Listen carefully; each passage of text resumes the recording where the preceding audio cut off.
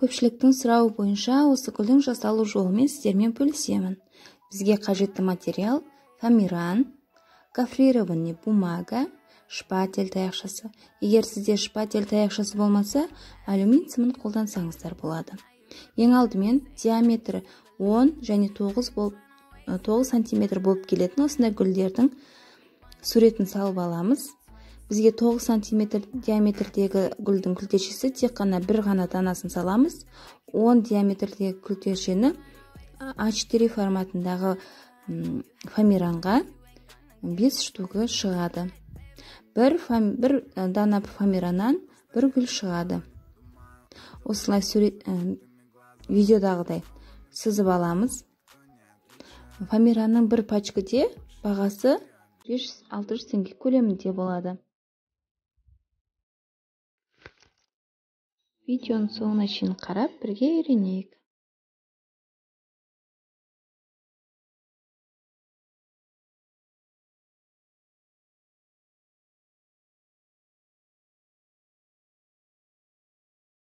Сыз болған фоамиран қағазындағы гүлдерді біз кесіп, үтікті қыздырып, соған қойып қоямыз.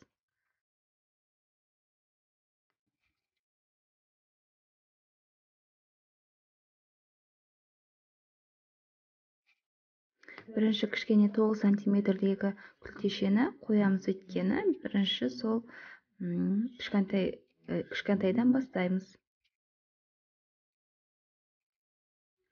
Жақсылап ысытып аламыз тағыны. Оған әрқайсына форма береміз. Кішкентай күлтешенің осы біреуін ғана осындай гүлдің ортасына тұрғандықтан осындай форма сақтап тұру үшін 5-10 минут ұстап отырамыз. Жақсылап формасын ұстағаннан кейін оны шпатель таяқшасы немесе алюминий сымға өткізіп қоямыз. Әрі қарай барлық гүлдерді осылай ысытып, ортасын шамал дөңес етіп, шеттерін қайырамыз. Барлығын осындай видеодағыдай жасаймыз.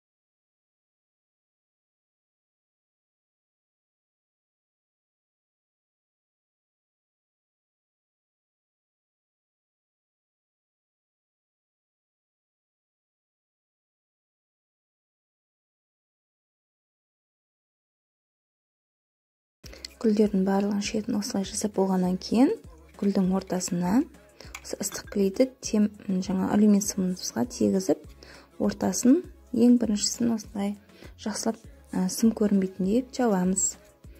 Әрі қарай видеодағыдай әдемілеп күлтешелерді кезек-кезек жауамыз, өйткені гүлдің несі естественный шығу үшін, яғни табиғи болып көріну үшін гүлдерді кезек-кезек ыстық клейдің көмегімен осылай жабыстырып шығамыз. Қолымызды абайлаймыз ыстыққа күйіп қалмау үшін. Және көп қолдануға көп ағызып жібермейміз клейді, өйткені сыртына шығып гүліміздің сәнін бұзуы мүмкін. Осылай әдемілеп артық клей жағылған жерлерін алып тастаймыз, өйткені гүлдің арасына қалып кетуі мүмкін. Осылай бірінші күлтешесін осылай жасаймыз. Келесінде дәл солай кезек-кезек бірінің үстіне бірін жабыстырып шығамыз. Ыстық клейді тек төменгі жағына ғана жағамыз, өйткені жоғарғы жағында гүлдердің күлтешесі әдемі болып ашылып тұруы керек. Осылай барлық күлтешелерін жабыстырып ұстап отырамыз.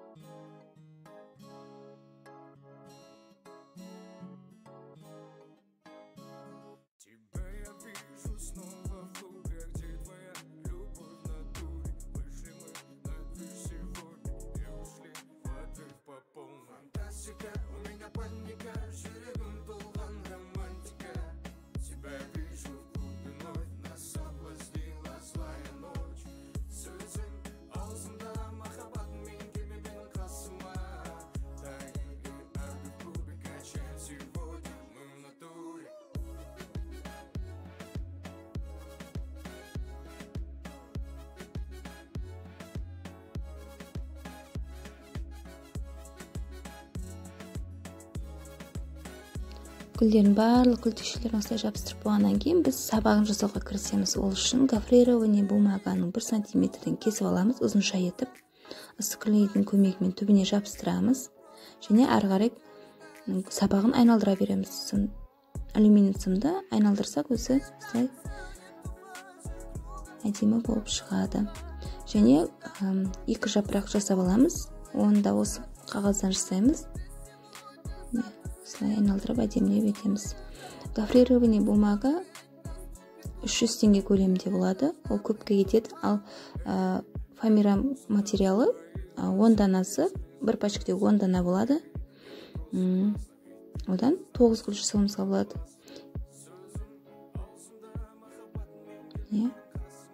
Осылай әдемі етіп. Мен жапырағын осы бумагадан, гофрированный бумагадан жасадым. Егер қаласаңыз, осы фоамиран материалынан жасасаңыз болады. Онда әдемі болып шығады. Маған осы қағаз ұнады, нәзік, өте әдемі болып шығады. Осылай ыстық клейдің көмегімен жабыстырып аламыз.